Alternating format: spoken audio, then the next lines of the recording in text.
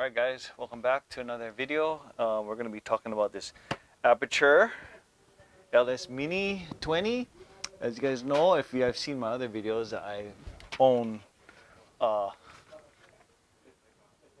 these other ones, the Apurture panels, and I'm really impressed with these light panels, the way they perform and operate. So when this one was announced that they're coming out with it, I couldn't wait for them to release it, and they have released it, and I picked one up. So this is the LS-mini 20C.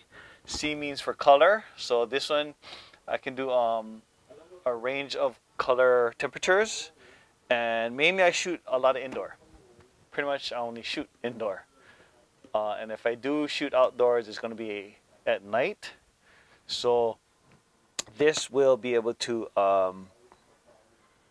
handle it. I don't shoot daytime, so that's why I need something that can get in the lower ranges instead of 56K. So what comes in the box? Well, let's see. Pretty much paperwork, of course, like everything else. Stickers, and a lot of it. Oh my goodness. I don't use stickers, but I don't put the stickers on my thing, so that's rubbish. Now, the light itself. Well, it's actually pretty light. There's two fans on the bottom. There's barn doors, which are kind of like metal, and there's like this felt inside. It's like felt. It's real soft, so you don't get you know, I guess the bouncing light off other ways. One thing I liked about it was because it was a portable Fresnel light, which I can light up podium shots, my podium shots. So that was one thing that the light panels, the lighting panels did, was it just kind of flooded the area. It just filled lights, yeah. And I wanted something that could just spot onto a podium and not light up everything else around it. So you get a little bit more control of the light here. Now this is one you can see, you get the dimmer control, as well as up here you have your color temperature. Anywhere from 3200, which I'll be using around that range, 3200 to about 4000 is what I'm going to be using at, or 4500, what I'm going to be using at. Barely, I'll probably be using it in the daylight. If I do use this in the daylight, pretty much it's just going to be to help kind of like do a fill light to kind of soften up some what's it called, shadowing, yeah, going on. The back is your dimmer, your power in, and your power button on. Pretty nice, pretty light. The box is heavy, and I'm assuming because I think it comes with batteries. I think. So that's why it's heavy, but the light itself is actually not that bad as far as light. The panel one I think is it's about the same weight. It's not too bad. What else is here? So you have your power supply with the D-tap. This is important, getting a D-tap. This is pretty much what I'll be using, because I use the these batteries. Pretty much I use the same one on the my panels. I'm going to be using for this too, and it's basically these are actually old, but I'm going to buy newer ones. But these NP batteries, and pretty much there's a D-tap here to power that light on. With this D-tap right here, power on the light, and we should be good to go. So that's the main reason why I like, well, that's one of the reasons why I like this light, for that feature. Portable. I don't need an outlet to run this.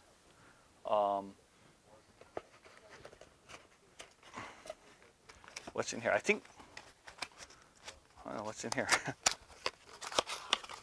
Okay, so these are the batteries. So there's I think there's supposed to be like an adapter thing, but I'm not a big fan of these batteries. These are like the Sony batteries, the NP. What's it called? I don't know. I just don't like them. They're to me, they've died on me before. They're really, really not reliable. Oh wow, cool. Wow, you get a lot. This is kind of heavy. This is like a clamp to clamp onto like a pole, and then you can, yeah, screw it on here, and you can run this off like on a pole or something. So that's pretty cool. Wow.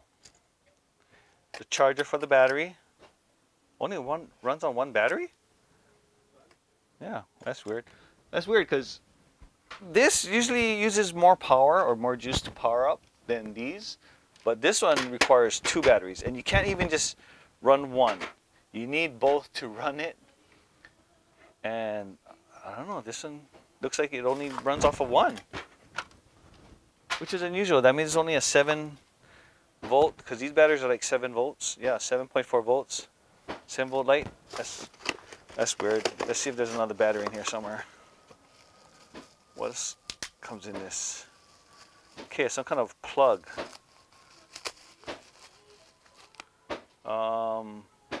Okay, I think this is for.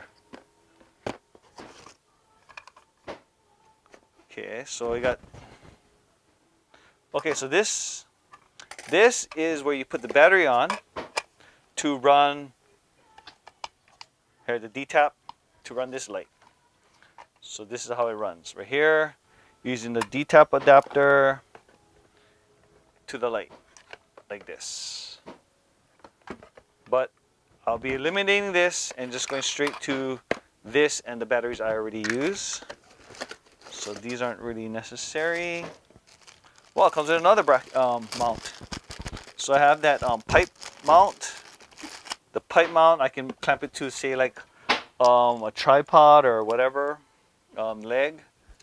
And then this one is, wow, it's a pretty nice solid one too. Like my I have these little light panels, the mini light panels, came with one like this, pretty kind of heavy duty, and it works well. So glad that happened. Still trying to figure out what this is for. This is for this, the power supply. What else is? That's it.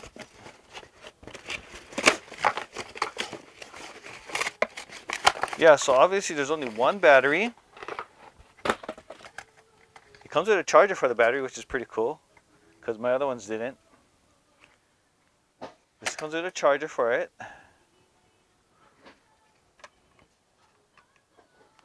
Doesn't say what. Well, I guess, oh, it's for this right here. So this is like their kind of like their wall charger, I guess. Instead of having the prongs flip out of here and just plug into the wall, it just comes with 2 separate pieces, which I'm not happy about. I don't like this kind of where you have to have all these different pieces. You forget one at your office or at home.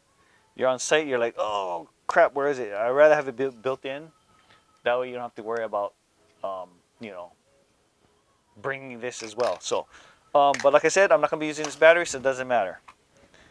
I am able to plug this into a wall outlet and get a direct plug to here.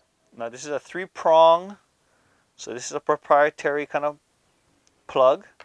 So you can't just plug in, say, your other kind of connectors, like a universal type of power plug. So it is proprietary, so that's one thing to think about. I'm not a fan of proprietary plugs because the fact that you have to go to them for their fittings, or you have to try and research and find out what kind of plug this is. It's a 3-prong. I'm not sure if it's a Hirose or a DIN or like an XLR kind of thing, but that's what it is. There it is. Not a fan of proprietary, but this is what it is, and it does come with the adapters I need anyway to run it. Well, it even comes with a USB one. Obviously, this light doesn't take that much power if it's only on one 7-volt battery, as well as a USB, because USB can't handle that kind of power. DC 5 to 18 volts. So I guess it can take anywhere from 5 to 18. I'm not sure if yeah, that's pretty interesting. That's a pretty big range. But that's it for now. But yeah, I'll probably be doing a review on actually the performance of it and the longevity of the batteries I'm using. But the batteries I'm using are 12 years old, and they still do run my panels for a long time. So they might be able to run this one for even longer because, like I said, these ones run off of 15 volts. It does need both batteries to run. 15 volts. And my batteries that are 12 years old, they do run these lights for like at least a couple hours. And 2 hours, I tested them out. If these are brand new, I'm pretty sure it'll last way longer than 2 hours. But if it can run this one for a couple hours, it should be able to run this one 2 hours even more. It should, because 5 volts, I don't know. We'll see, but I'll do the test. All right, so I'm just kind of playing around with this, you know, just briefly, and I noticed already one thing. I do get a lot of spill light from here, and these are like the vents, so I can't just cover them up. But take a look at this, okay? So you turn it on in the back. So I do have it running off of my battery here, portable. You turn it on, and I notice you can see the spill light right here. The back is for your spot and your flood. You can control your spot and your flood to your back knob. But you can see already how like spilling of the light. These are the fans down here, and you have light spilled down here. And you can't cover it up because there are your vents for cooling it down. So, yeah. Don't know about that. But it is kind of bright for this little tiny thing. And for a ballroom, to light up a podium and kind of control the light so you don't blast light in all your guests' faces as well. It's pretty good, but you can see how you see the light. You can reflect in the fan. Maybe you can even see the fan design and stuff in the shadowing. But yeah, so that's one thing that's kind of bugging me, because in a dark room, I mean not super dark, but in a pretty, you know, dim room with uplighting around and all, you're gonna have the lights down. This is to light up the podium, but yet where this is gonna be mounted, you don't want lights shining and kind of spilling out and kind of drawing attention to the light, you know, like because you see lights shining around, bouncing off onto the ceiling, bouncing off onto the floor. I don't know. That's just my opinion. So that's it. So mahalo for watching, and I'll check out on the review of this light.